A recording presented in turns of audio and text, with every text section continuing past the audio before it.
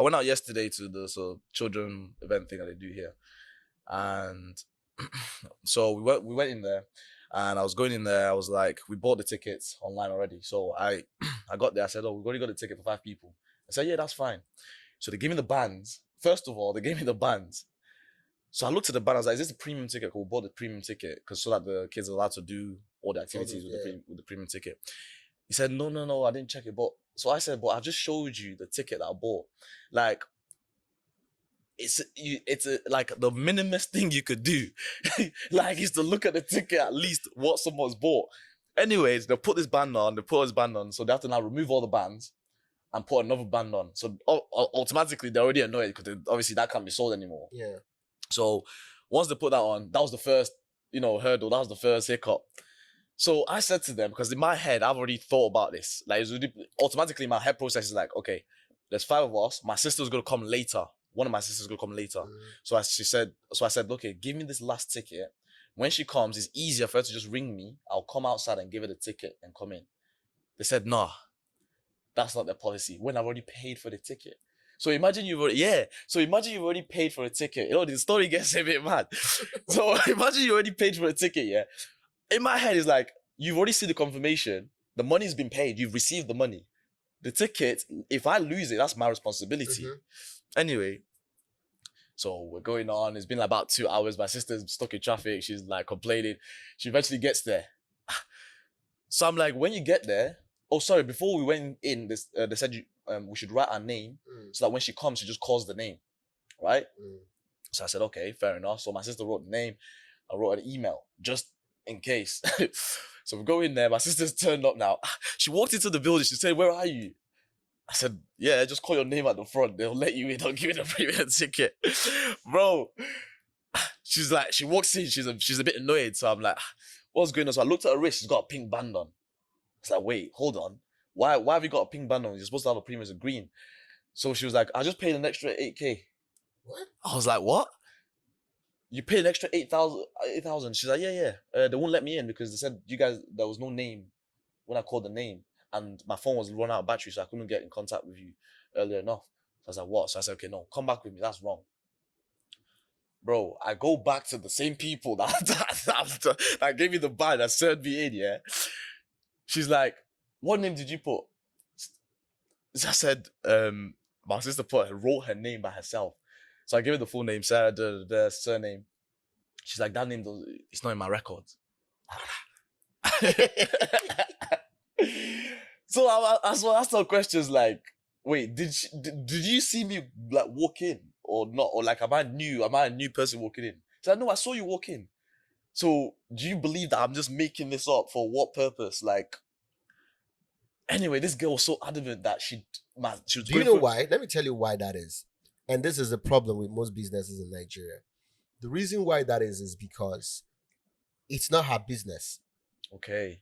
She's just after her pay. Yeah. And I've seen this happen most of the time, yeah? Even if the person that owns that business comes, trust me, you get a better service than the lady. No, I'm gonna stop you there. Do you understand? Because I've took it further. Did you ask for the person, yes, the owner, not the manager? The one that's wearing the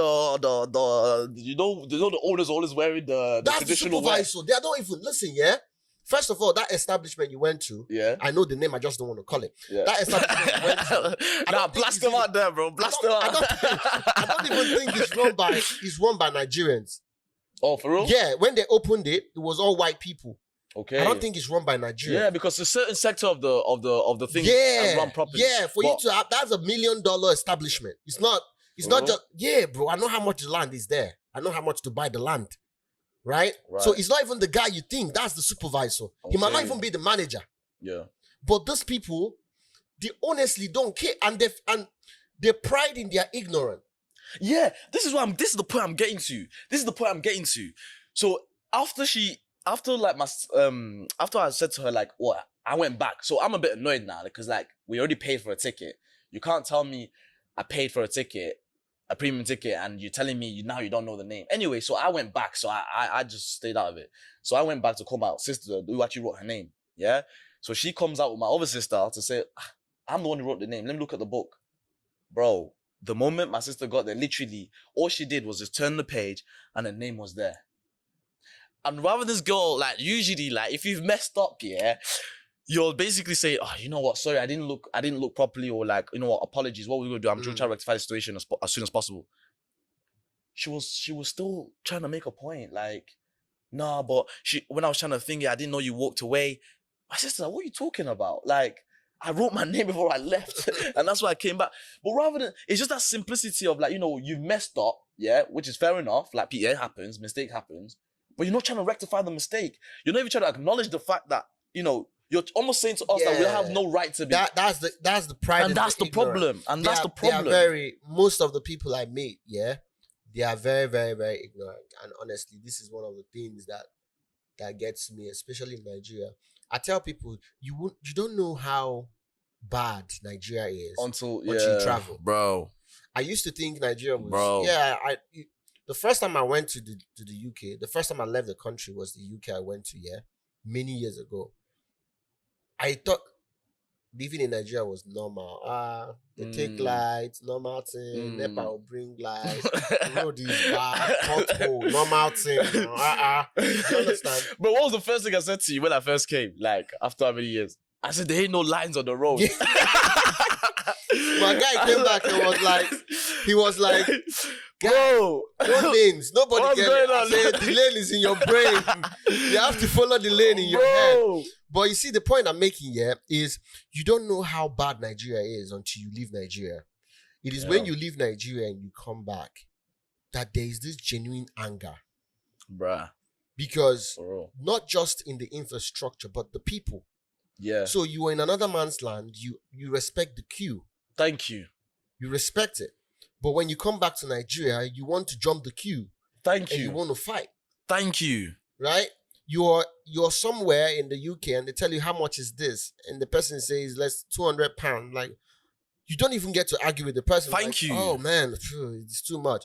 But in Nigeria, it's only in Nigeria that you come and you tell somebody how much is this? They say 200,000. You say your papa.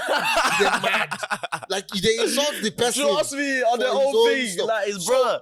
I was saying something. Nigeria doesn't just need transformation. Nigerians need to transform themselves. Most Nigerians need to transform. I've always said it, like, we're the cause to our own problem.